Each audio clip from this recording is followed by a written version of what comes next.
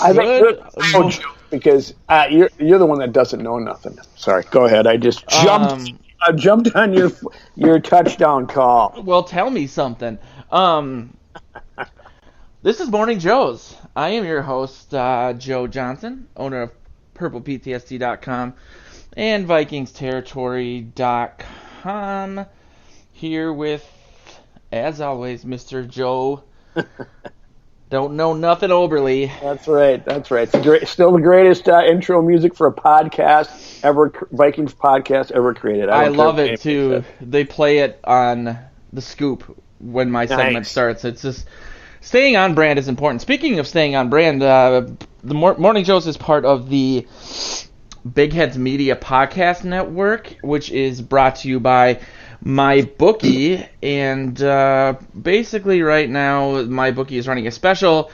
They will double your first deposit of money that you put into your account. So if, for example, if you put in $1,000, they'll give you $1,000. So you might want to do something unlike me and put in more than $10 on your first deposit, because that is pretty sweet. And I just had a thought that would probably put me in medium security prison about how that would work. So let's not do that. You can still do the podcast from medium security prison, so we're all right. That's true. And I get 3 square meals a day. The more I think about this, the more I like it.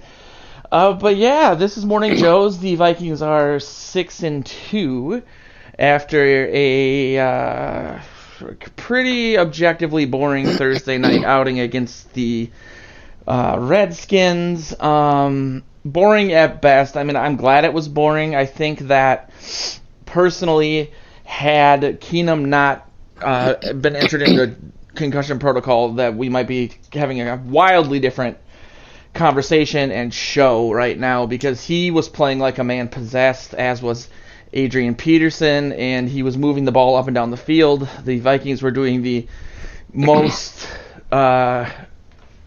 exemplary example of bend don't break I think we've seen. So it's kind of hard to rag on the defense, because the final score was only 9 points allowed. There's no touchdowns, but man, at points they were playing like the late 90s Denny Green prevent defense, it felt like. So kind of a hard game to really feel comfortable about, or be really happy about, rather. I'm comfortable with the result. You know, it's interesting. I just rewatched it here this morning. Full disclosure, I was driving down last Thursday night, Mankato, to watch Bob Dylan in my hometown. I've seen him many times, and I thought, okay, this is the one. I can finally go down here, see him in Mankato, and I can be done watching him. Maybe. Yeah, you said it might be the last time you see him. It might be, just because, you know, I've seen so many, and he is, you know, he's 78. Who knows how much longer he's going to tour, what have you, for whatever reasons. But now I got to go to another one. My car broke down, water pump blew, and we sat there in a 41-degree car for 2 hours and 45 minutes waiting for a tow. And were you just in the middle of nowhere?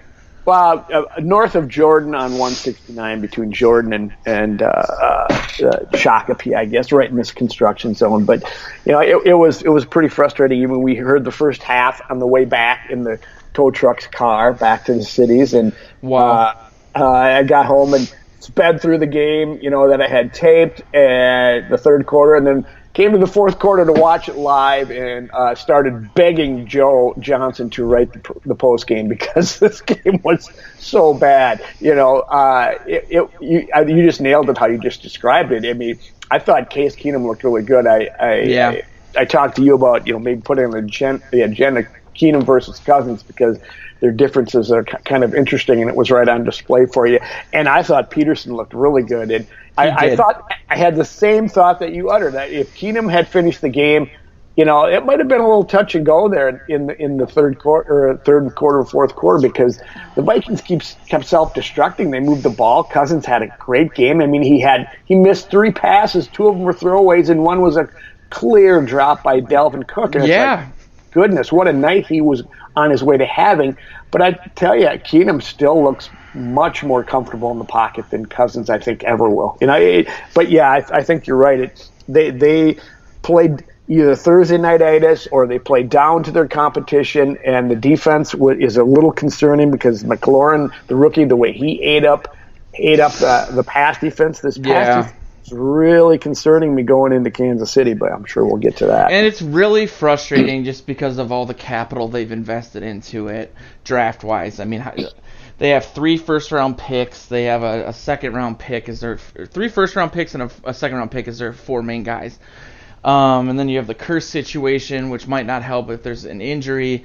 It's just, it is a little scary. You were hoping for a bounce-back game. I get that Keenum really wanted to come out firing, and that he also has experience practicing against this defense a lot, so I'm sure he is relatively familiar with what they were doing. But I think when he left, he was 13 of 16 for like 130 yards.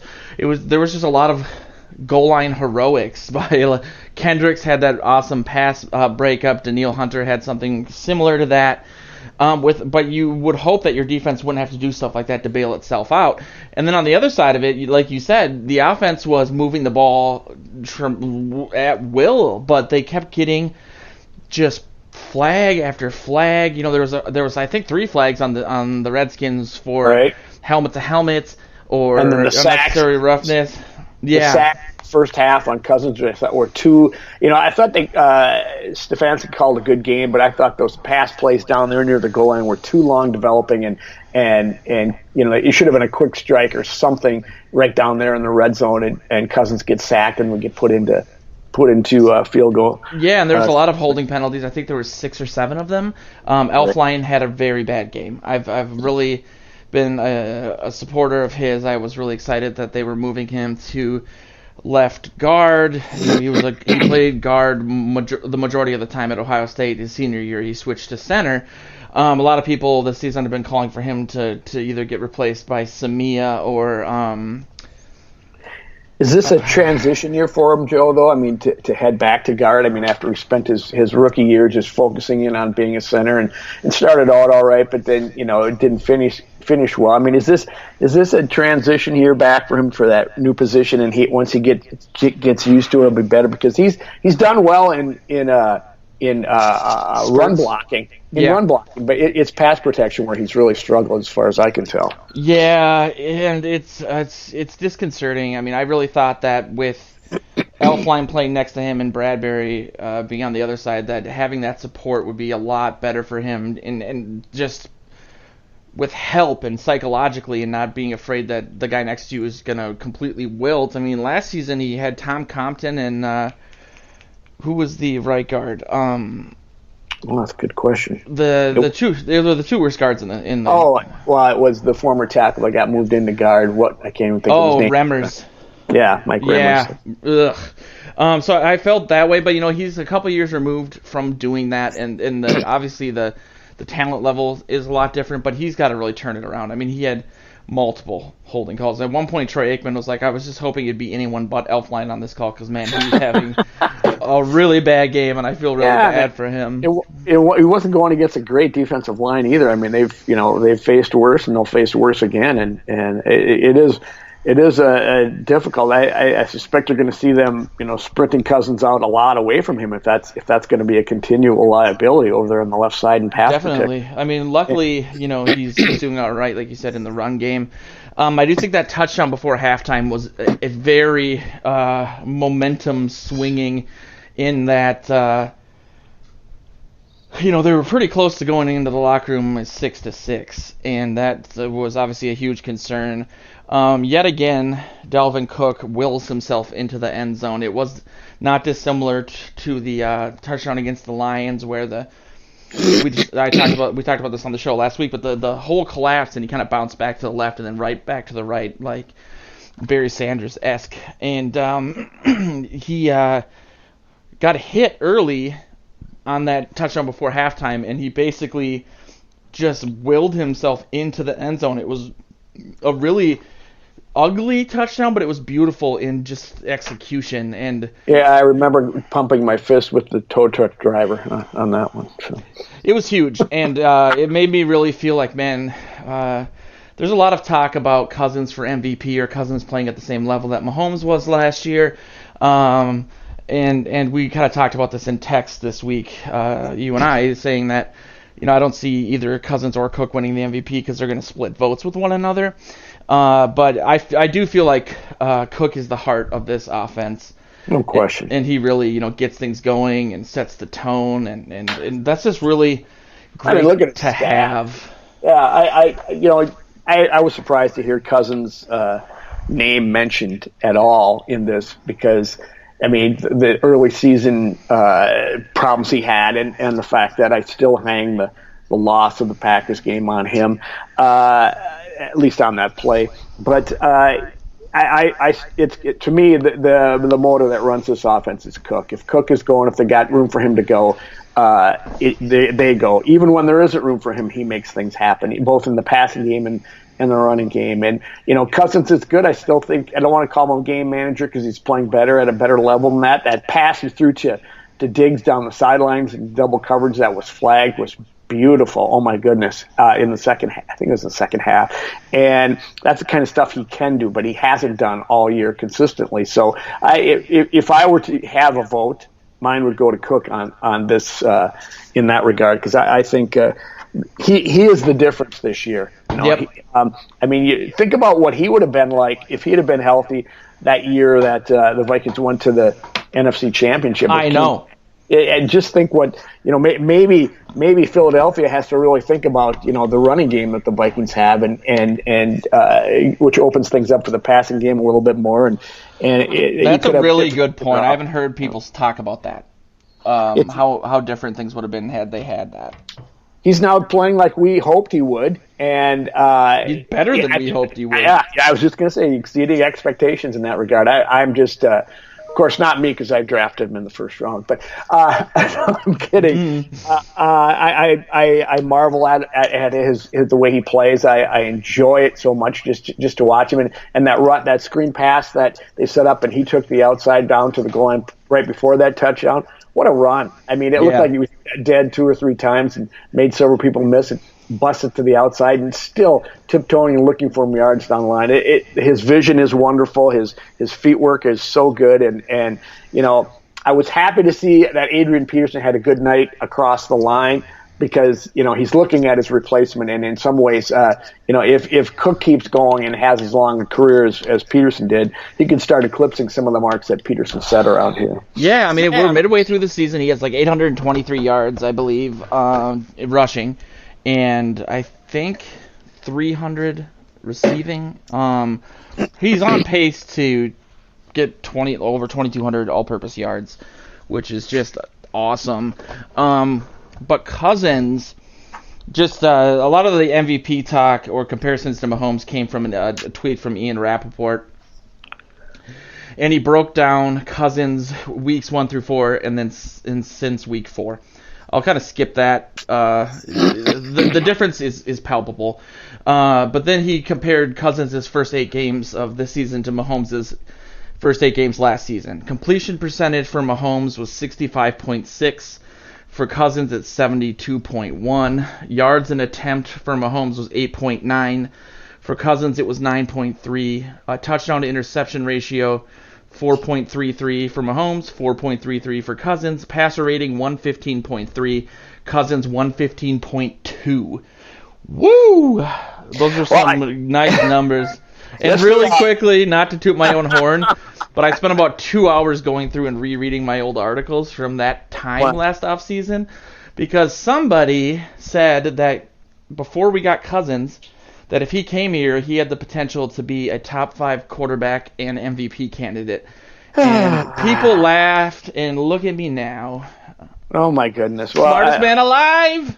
Enjoy it. Enjoy your 5 milliseconds of fame there, because if you're going to really seriously start comparing Cousins to Mahomes, I'm going to set you down in Clockwork Orange-like fashion and show you both of them side by side. I wouldn't even trade Mahomes for Cousins straight up. Okay, I'm completely kidding. Nobody take that soundbite. He is performing at that level, but it's different in that. Over a 4-game stretch and weaker opponents, and keep it going against do a lot of talent around. Mahomes has a lot of talent around him as well, but Absolutely. He elevates the team a little bit more. Cousins, you don't get that feeling as well as he's just managing an incredibly talented offense. And you got to look at who they're playing against too. I don't know who the Chiefs played over that period, but the Vikings. And where Cousins is excelling is against some pretty lackluster defenses. He didn't do it against the Bears. He struggled against the Packers for until the second half. And he did well against Atlanta, which now only has one win this season. He's the rest of the teams that he's done it against have not done that well. So we'll see. I do give him credit for turning it around, though, because there was a lot of pressure on him, and it's astounding that a month ago people were in our live chat was saying bench him for Sean Mannion, and now we're national media talking about that. Who talked you off the ledge on Cousins anyway? I just said he's done it before and he'll do it again. But you were ready to jump off the bandwagon. I said he will be back. He had a bad game. And he'll be back. He's shown that he can do these things, and we've gone through the game. So I'm not surprised. I give him credit, but I'm not surprised that he's playing well again. I'm glad he figured it out. It sounds like it was more in his head than anything, but still. Yeah, and that's the scary part of it, because you always kind of worry about that happening again. Yes, absolutely. But do it against a good team, and then come talk to me, Joan, and maybe I'll jump on with your Big Ten guy. So the question is when they're going to face a good team. I do think that in fear of any stagnation, Josh Doctson coming back from the IR, he's going to practice this week. He's eyeing a return against the Cowboys, which is what he initially said after his injury when he first got here. And I just wrote an article about it on purpleptsd.com. I'm extremely excited about bringing Doctson to this team. Obviously he's not going to be getting a ton of grabs, but having a 3-receiver bunch set on like the right side of Diggs, Thielen, and Doctson, who's basically, you could look at him as like Aldrick Robinson, but bigger and not as fast. He's a 4-5 guy.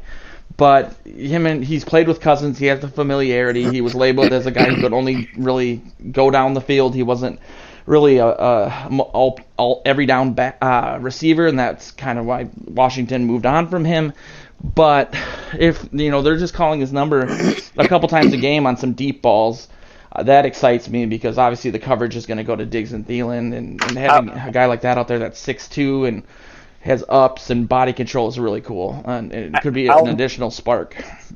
I'll agree with you in that regard if that's how they use him. I don't want him to be a big main cog wide receiver number 3. I am really beginning to be locked in with B.C. Johnson. I like the way he plays the game. I like, they've said, ad nauseum that he studied so well, and that's why he was, kept over Dylan Mitchell?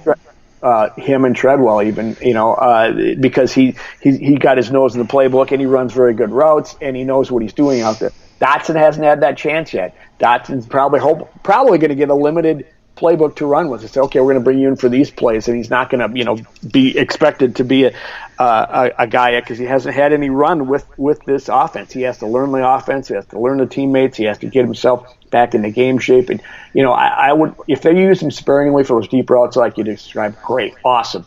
But I don't want him being all of a sudden designated as wide receiver 3 and you slow B.C. Johnson's development. I think that kid's going to be exciting for this team and going forward. I really like him. Aikman was really laying the compliments on thick for Irv Smith Jr.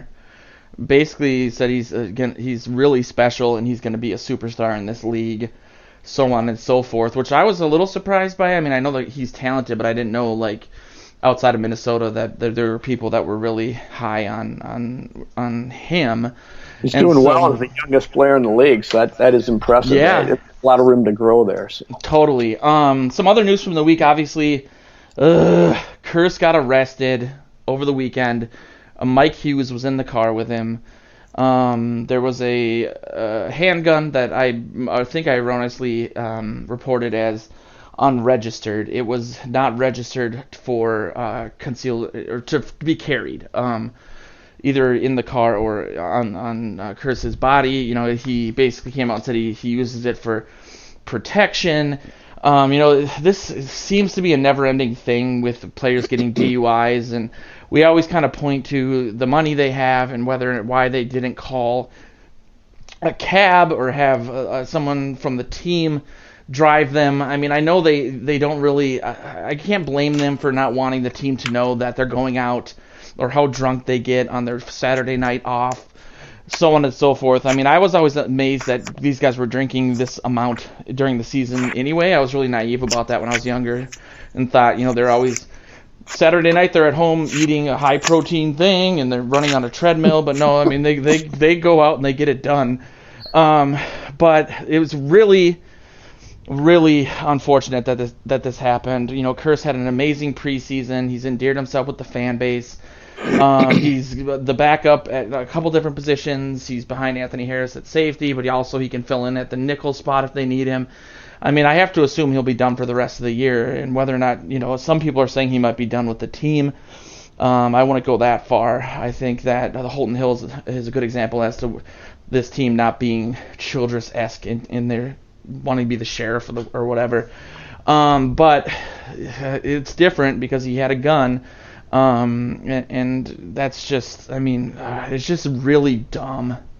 I read somewhere that, I'll agree with you. I mean, when you say this keeps happening, are you talking Vikings or are you talking the whole league in general? The whole league. There's just DUIs every year. Have done better in recent years. Their checkered past, which was quite checkered actually. Yeah. Probably between 5 and 10 years ago, but it has improved. But so this is a stain.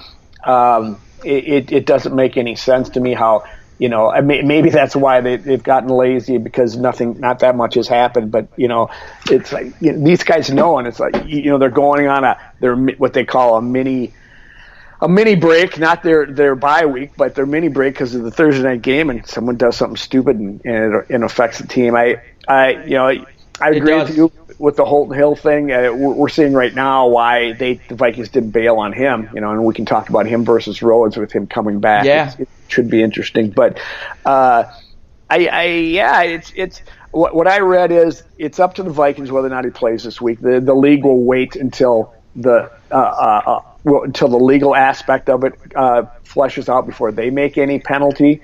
But, it's interesting. It could go either way. The Vikings are okay at safety, but, boy, he's a big special teams player, and he's an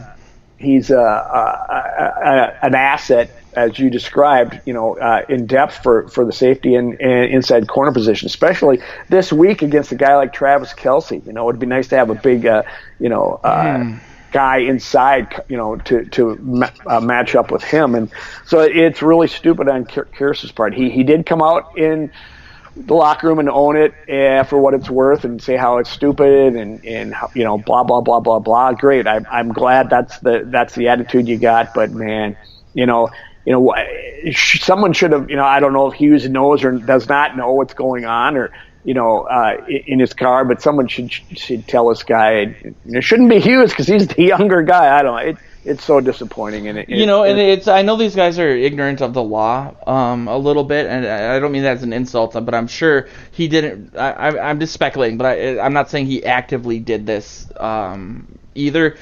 But no, you just forget. You forget. Well, especially like maybe the gun was in the car already, and exactly. Right. If the feeling though is that we're going to go to the club, so I need to bring my gun. Maybe don't go to the club, or maybe register your gun. It would be really easy for him to get a conceal and carry. They have too much to lose. You're right. Maybe don't go to the club. How are you going to tell a kid that age not to do that? Know. Get it, but you're right. You have too darn much on the line. And then, now he sees that, but it's a little too late for that. I mean, I guess the silver lining was that he didn't blow like a really hardcore amount, but any amount is too much. Especially with the gun. I mean, if this was New York State, granted it was registered to him, just not for carrying, but if it was unregistered completely, that's like a minimum of 5 years. And he also made a really bad move. He drove inside some construction cones or some darn thing. Yeah. Which in this state is not It's pretty easy to do. They're everywhere.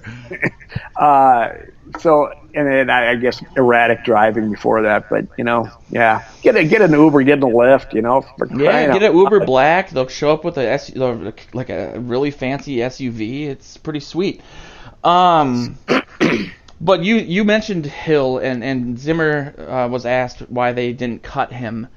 And I saw the quote courtesy of Sean Borman today, and he said, "Why would we? It didn't cost us anything to keep him." I assume he means from a roster standpoint because he didn't count against the 53-man roster while he was suspended. And he also just basically said he's got everything we want. He's got size, length, speed. He's a smart guy, football-wise. Clearly, he doesn't make the best decisions off the field. So Zimmer seems like a really big fan of his for obvious reasons, and he's also he's a little thinner, but he does remind you of Xavier Rhodes.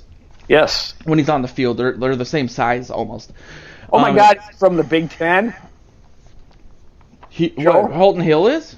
I said, is he? No. Okay, fuck. Oh, I thought we had another. Oh my God. But speaking of Big Ten, Amir Abdullah watch. I'm starting the Amir Abdullah watch every week. But yeah, Rhodes has had some rough games. Zimmer said.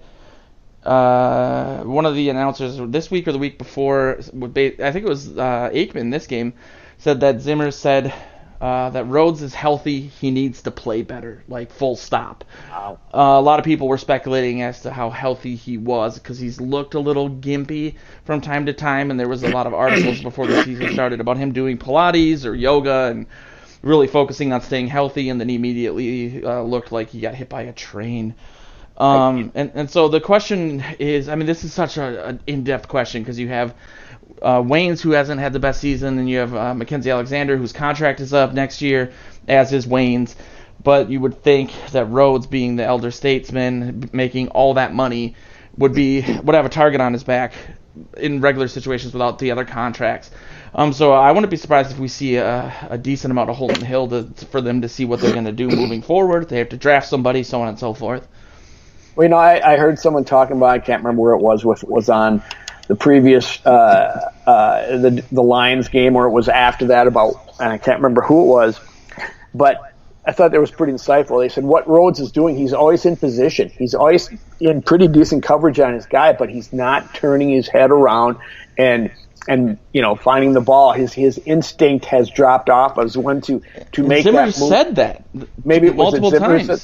Well, he said he's not getting his head around at the right time. Too, and this guy was noticing that it just it's like his technique is bad or his instincts are off or something, and what contributes to that? It's not like he can't stay on these guys and run with them. So that's very strange. It is very strange, and it seems like it's something that's fixable. Because he's in his Pro Bowl year, he's done it, already, and he's been this lockdown corner. So it's really strange what's happening. I think we're going to see a lot of Hill starting on Sunday. I think they'll get him up to speed. That you don't want to make Hill your starter because he's not played with the team, he's not in game shape, and blah blah blah all that. But you're going to see him coming in. Especially if Xavier struggles at all, keeping up with these speedsters from the Kansas City passing corps. They have got Tyreek Hill. They've got this rookie Harden Sammy Watkins. Who's not that fast, but the rookie Harden is a burner just like Tyreek Hill. So speed is going to be a huge deal. And if Rhodes, as he said this week, does anything to hurt the team, he said he's hurting the team right now. Yeah. Good on him for saying that, though. Yeah, if he starts doing anything like that, you're going to see Hill off the sidelines and in that game quicker than you can.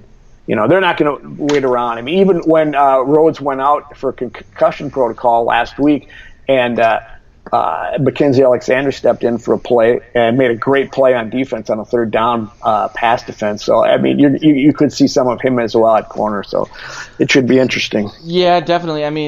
You can see the frustration is palpable with Rhodes. He threw his helmet. He was screaming. He just seems really upset. But I hadn't heard that about just that being the key, because I keep going back to that touchdown against the Giants with that rookie where he was beat. But Zimmer also called on that play that he got beat, didn't get back in position, but also didn't turn his head around.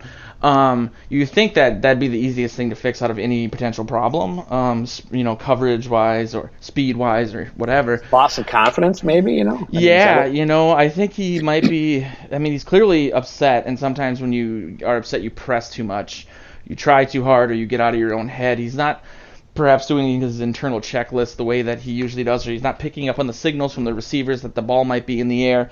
I don't know. It is really too bad, again, because the team has invested a lot into that position, and clearly, or obviously, that's Zimmer's, pet project. It's his favorite position. He's known as a cornerback guru. He's put a ton of personal time and professional time, I guess, but also personal time into these guys and instilling his game plan and philosophy. And I think, Zimmer, more than anyone, maybe Barr a couple years ago, but he has been really vocal about his frustrations with Rhodes. And you and I have had that theory that he doesn't just speak loosely, that it's part of a logical plan that, okay, if I've talked to him and it's not working, and then we try this, we try that, maybe if I go to the media, it'll put some pressure on him to let him know that I'm not messing around or whatever. Whether or not you agree with that is debatable, but the point is that he does need to play better. This defense needs to have a really good game. They didn't play well against the Lions. They again gave up 9 points, but that's because Keenum was replaced by Big Ten player Haskins, who is a guy who really likes Haskins. He's a project. And they were playing Washington. Yeah. Out loud, I mean, that team is not good. So that 9 points, I don't care. There was a bend, don't break. They did not play as good as they should have. The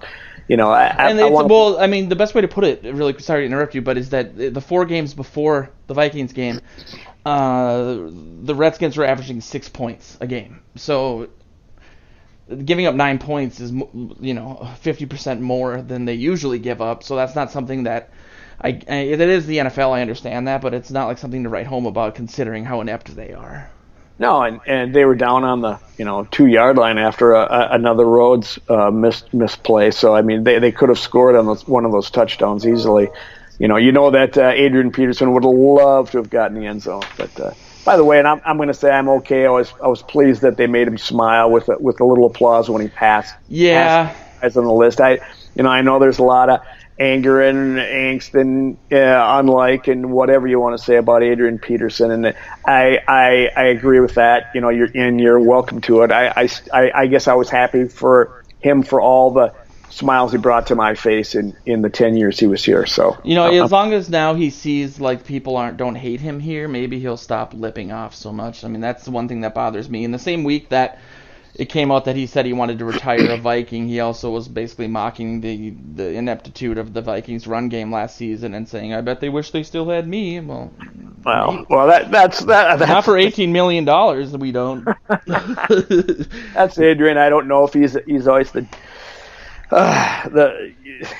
I'm not gonna. I don't want to cast any aspersions, but he's pretty competitive dude, and you saw it on Thursday night. He ran really hard, and God, he caught a couple passes, 2 for 20. I know. What was that all about? One of them in traffic that Eric Hendricks made a play on, for crying out loud, and so it was like he was on his spot, but you also know that the Vikings made the right move moving on of him. Definitely. From him. No, good. Again, good for him. I hope he's playing because he wants to, and not because he's as broke as it's been reported. Right. But he looks 10 years. I mean, he's just such a specimen. He's such a rare player. He looks like a good 25-year-old running back, not a bad version of himself, I guess. Yeah, that's a good way of putting it. 3 Vikings made the PFF mid-season All-Pro team, and so they determine these based on the PFF grades, so they're a little bit more objective, I guess. Dalvin Cook? No. Unbelievable.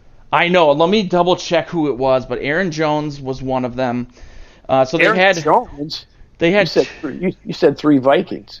Well, 3 Vikings made it. It was Kendricks, Daniil Hunter, and Anthony Harris. And when I say make it, they either were the pick or the honorable mention. But the wide receiver was different. They had or a running back was different. They had running back and then they had flex, and I think the flex was supposed to be more of a pass catching running back than anything. But the two that made it for running back were McCaffrey was the pick, and then Aaron Jones from Green Bay was the honorable mention. And then in the flex, I think it was Josh Jacobs from Oakland and then somebody else. But I was not too mad about anything else. Like, I wasn't surprised Cousins didn't make it because he had some bad games. But I was surprised. It was Russell Wilson, and then it was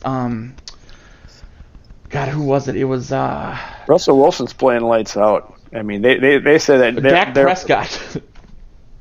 Who? Dak Prescott was their honorable mention.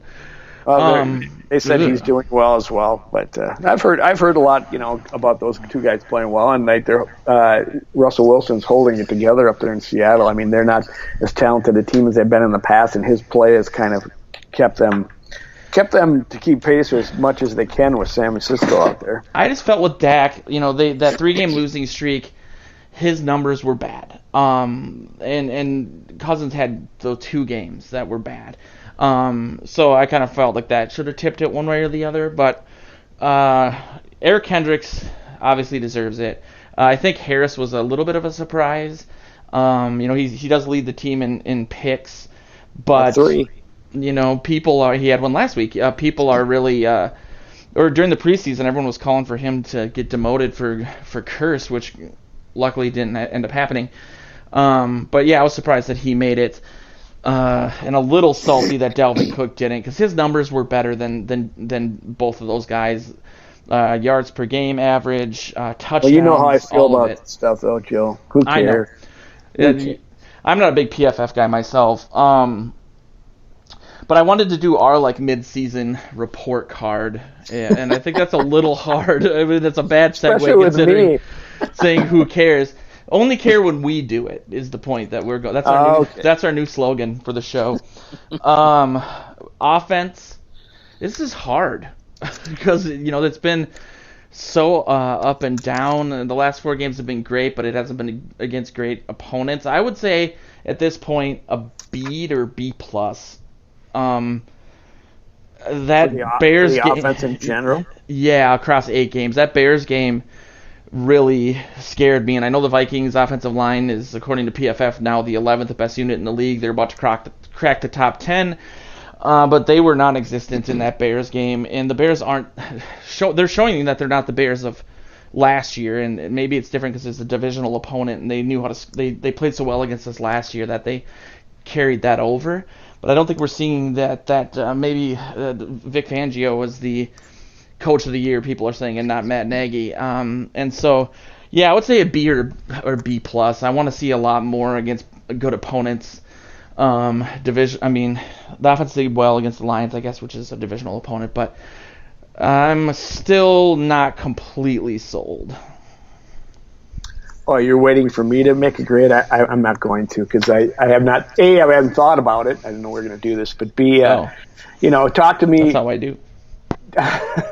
Talk to me about it at the second half of the season. If they play this well in the second half against Kansas City or at Kansas City, at Dallas, at Seattle, and the 3 home games against divisional opponents, then I would agree with you. If they play, they got to play this well, though. If they don't, then it's just a bunch of hooey that they've made hay against some subpar opponents. And I'm gonna go. That's with the defense. I'm gonna go with a B minus. They have put up good numbers. They're top 10 in nearly every category possible. Oh, I'm sorry. I guess this was on the agenda. I wonder if, what do I have typed in here? Oh, I got who cares written out. That should be the featured image for the show. B minus for the defense. I think they, I just want to see them play mean, not necessarily chippy like the Redskins are or were, but just aggressive and like the Bears felt last season. Just no room to breathe. I'm sick of this bending and not breaking stuff. they just feel very robotic, like they're going through the motions and it's good enough for this or that, but it's not oppressive or what I mean? Yeah, I would agree with that. That's a good assessment. I'm troubled by their up and down nature, and in spots where they couldn't. I mean, they're too old and they've been in the system too long to be doing this, But it's also maybe what you said. There might be some complacency there. They know what they're supposed to do, and it's not a defense predicated on making the big demonstrative, dominating plays. They're just supposed to, be in position, make the plays when they come to them, and get off the field. And to be honest, they have bent, don't break. They're still at around 16 points a game on the season. I think it's in the top 5 for sure. So, I mean, in the most important metric in the game, they have made the grade. However, we would love to see them just come up and have a dominating performance here and there, and just blister. And someone that they should have been able to do that against this team on last Thursday, but or the Chase Daniels led Bears, which again, 9 points and 16 points, but you have to look at it in the context. Yeah, I mean, it was funny that I think Troy Aikman said that talking about the defense, he was kind of talking about how they weren't playing that well, but he said that he blamed that first quarter against the Packers and them still trying to find themselves. And said, okay, maybe so. So they went in the locker room and they went to the sideline and found themselves on the sideline and went lights out from there. So they've just been up and down. But doesn't that feel like something that they should have done maybe 3 years ago? I mean, they returned 10 of 11 starters, the 11th being a guy who was off the team for a year. Yes. That's why I didn't quite agree with what he was saying. These guys know who they are, and they do play in spurts very well, and they do, they do have some great performances. But I'm a little concerned that we're going to see a lot more this weekend when this team goes into Kansas City and plays a high-powered offense like they have, whether it's Matt Moore or Pat Mahomes. So let's talk about them after this game, because this one they're going to be fired up for. They've got to know that there's a chance to win, but they're going to have to play as good as they can to come out of there with a win. Yeah, and where do you stand on this argument? I've been hearing a lot from both sides, like out when I run into people in the community or just online. I think it says a lot about the type of fans these people are. I have some people saying like, "Oh, great, Mahomes." I mean, me and Kirby were texting while Mahomes got injured, and we both were like, "Great." Like, now we don't have to face him. That'll be good for the team, which is an awful thing to think. I understand that, but at the same time, I'm so desperate for a Super Bowl, I'll do anything. But then you have the people that are like, we want to see the Chiefs at their best, because then you're beating them at their best, or you're losing against them at their best.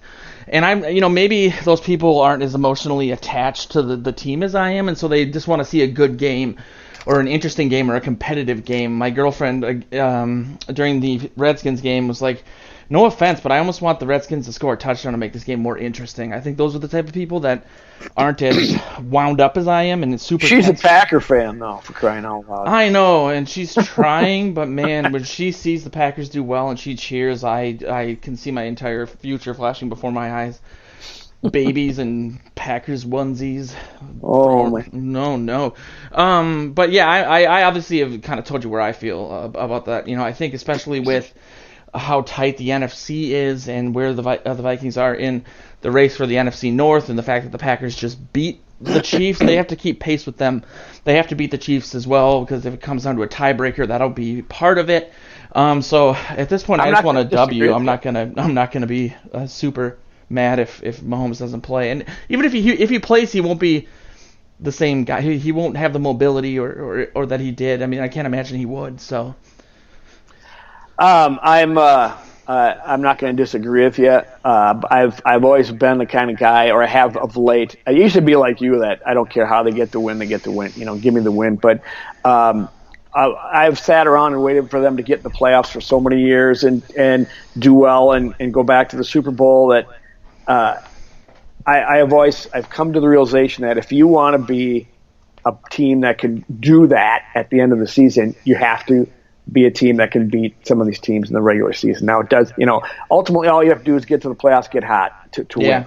I get that. However, I don't care who they play now anymore. I want them, you got to measure yourself against the best teams in the league. That's why you used to hear me saying week after week after week, show me against a good team, show me against good defense, show me Kirk Cousins against good defensive line, see how well you do in there, show me that, So here's a good test. Here's a team that everybody talked about in the preseason to be in the Super Bowl to challenge the Patriots. Well, part of me I'm going back and forth. Part of me would love Matt Moore to show up to give the Vikings a better chance. Well, he's got another. He showed up well last week, and he did. He's got that week under his belt, so he's not going to be no easy pickings either.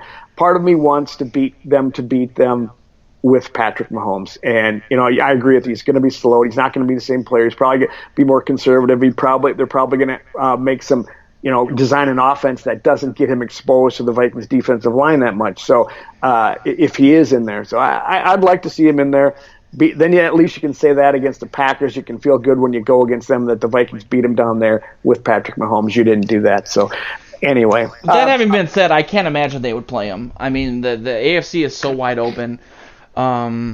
They don't need to. I mean, they're 5-3. If they go to 5-4, so be it. They're still at worst going to be a wild card. I mean, it's all gamesmanship by Andy Reid. I would believe so. I mean, you don't mortgage your future, especially. I mean, against the Vikings defense, who has a reputation. I mean, I've seen a lot of Chiefs fans online saying not against the Vikings. Like the defense is too good. They'll hit him. He could get injured.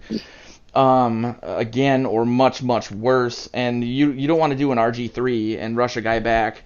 At least RG3 was a playoff game. This is just a middle of the season game that, at the end of the day, doesn't mean a whole lot in the AFC because the AFC is garbage. Yeah. So I can imagine. I do think it's gamesmanship. We'll talk about the game here. I'm gonna run a promotion for one of the other podcasts on the Big Heads Media Network, and then we'll finish up with our thoughts on the Chiefs Vikings game.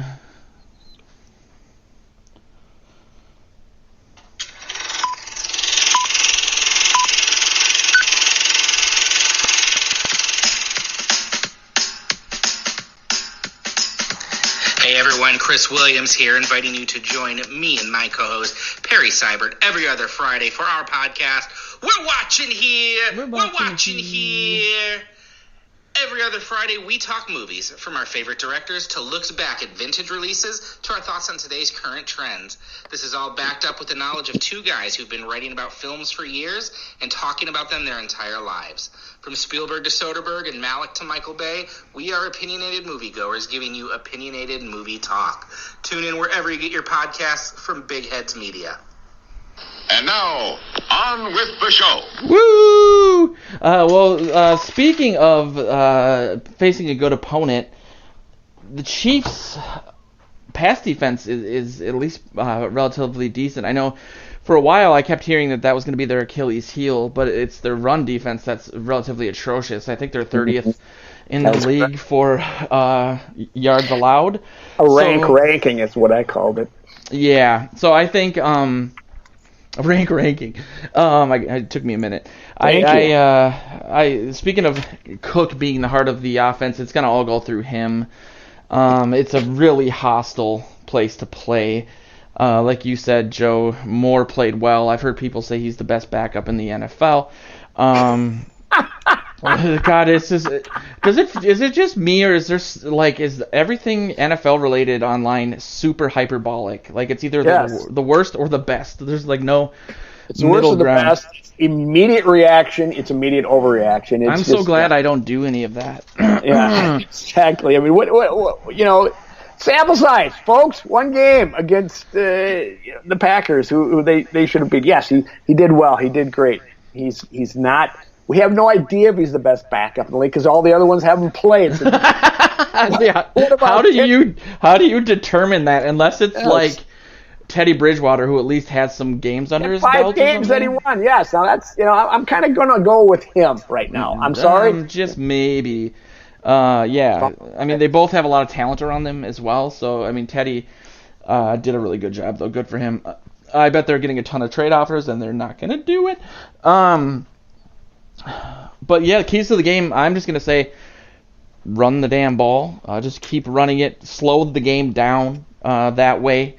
Don't let them, an offense predicated on big plays, get out there and pick up all this chunk yardage. None of this bend, don't break stuff. I really think Zimmer's going to come out with a game plan that is hopefully going to offset what we've seen these last couple weeks. But it's all going to go through Cook and Madison, and that'll set up the play action, and Thielen should be back, and all should be well. But agreed. On defensive side, though, if I can take that from you, it's going to be tough keeping up with those speedy receivers, Tyreek Hill and Harden. I can't say his name, Miko or whatever his name is, and Sammy Watkins is healthy too, so they got their receiving corps. Plus, they have Travis Kelce, and I think that matchup is huge for them.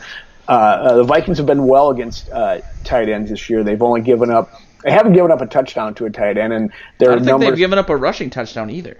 Wow, that's pretty impressive. So I think that really is bend don't break, isn't it? And the Chiefs have a good rushing game. I mean, LaShawn McCoy has been pretty good, and they got a two-headed monster with Damian Williams, who's pretty fast himself and powerful. As I watched him last night, Sunday night against the Packers. So they're going to have to be. I'll take bend don't break this week from these guys. I suppose.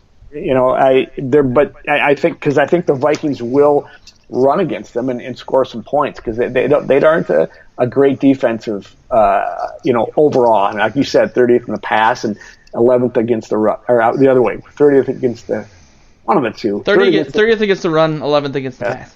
So I think the Vikings will put up some points. So if the Vikings defense plays bend don't break, I think they'll win the game. Yeah, I think they should. I think Cousins is playing really well. He's really dialed in. I think I've talked about this before, but I think there's a lot of talk this week I'm seeing of Stefanski being a head coaching candidate now and the future of the NFL. Someone said, is he the next big offensive-minded coach, so on and so forth. Again, hyperbole. Everywhere, yes. You got to get them clicks because we all need food. But despite the lack of points against the Skins, Cousins was lethally efficient. Like you said, three non-completions, and one was a drop. He was just on fire. So limit the penalties as well. I mean, that's going to be a big thing. I saw a lot of that in the preseason, mainly from the tight ends, like getting clipping penalties, but we can't keep doing this, get to the 2-yard line and then get 2 holding penalties and then you're first and goal from your own 10. That scares me a little bit. I mean, I do think the refs are over-officiating. We've talked about that. But shooting yourself in the foot, that's not what Zimmer's teams are about. They're really about efficiency and controlling the time of possession and the field position, and penalties just throw that all out of whack. So we'll see. Who knows? Prediction? Yeah. Oh, I suppose we have to recap what's happening. I heard good things are going on. That segment got lost on the cutting room floor, so we're not even. You had once again another victory. You've had victories in 1, 2, 3, 4, 5 out of the last 6 weeks. What? Yes, I'm the Vikings offense. Yes, or the Vikings in general. So this one you won by 5. You had the Vikings 27-12, and I had them 31-13. I was bullish on their offense, and I was mistaken. So that's where the troubles came in. And so now you have finally surpassed me. My early 9-point victory in the second week is now erased, and Joe Johnson is ahead by 4 points. So, what? Yes. At the mid-season mark? Oh, man. This is a good time for me to announce the end of Morning Joe's. This will be our last episode. I'm just going to do a Seinfeld and quit while I'm ahead. I thought you were going to announce the stakes for the contest finally, and then all of a sudden it was going to be like $500. Yeah, $500,000. You agreed to it verbally. It's a contract. I guess that means I go first. I will. No, it doesn't. I've still got to go first because I lost. That's true. And I think we should turn that around. I think the guy that should have the choice. Exactly. Mine's already out there on digital ink, as you wrote earlier this week, and so I'll go first. I've got, like I said, I said it in my preview that the Vikings, if they do run the ball like they should well against this defense, and you got Thielen coming back, and the defense does play well against their tight end and stay with those receivers, the Vikings could win decisively. But I think it's going to be a closer game than that, and I'm probably making a mistake here with the points spread again. I've just not been on at all this year, but I'm going 24-21 Vikings. All right, I'm going to go a little higher than that. I think it's going to be a high-scoring game, a la the Rams game last year, or even the Lions game from this year. I just don't have a lot of faith that the Vikings defense is not going to give up a ton of yards, and I think they have too much talent to pull the Redskins and not take advantage of all that time in the red zone. So I am going with the Vikings win, but it's going to be 34-31 purple. Wow. That is a we'll big see. score. This is going to be, if it ends up being 10-3, I'm screwed. Well, it could go well in your favor. This could be a good swing game. It was a big swing game for you last week, but this one could be an even bigger one. So I'm putting it all. I'm double or nothing in it. But it should be a good game. I'm excited for it. By excited, I mean extremely anxious and sick to my stomach. But keep an eye out for some of our other shows. We typically all record on Wednesday for some reason. Well, there's a reason, because it's the transition day for the next game. Usually you and I record on Tuesdays, but sometimes it leaks into Wednesdays. Yeah, and then the other shows are usually around Wednesday night, Thursday night. But I will be doing a show. Me and Kirby are doing pregame and postgame shows on video across all of our social media, and I'm going to be doing a show once every Wednesday, just recapping the news of the week and basically ranting and trying to get away from my army of kittens. So keep an eye out for that, but keep an eye on VikingsTerritory.com and PurplePTSD.com for all your news coming up for the Chiefs game. And check out Big Heads Media for all of your podcasting needs. They have everything, clearly. I mean, they're movies, sports. What else is there? I don't know. I don't have a life. But if you do, you'll enjoy Big Heads Media. But this has been Morning Joe's for the day before Halloween, October 30th. We'll catch you guys next week. Skol. Boo.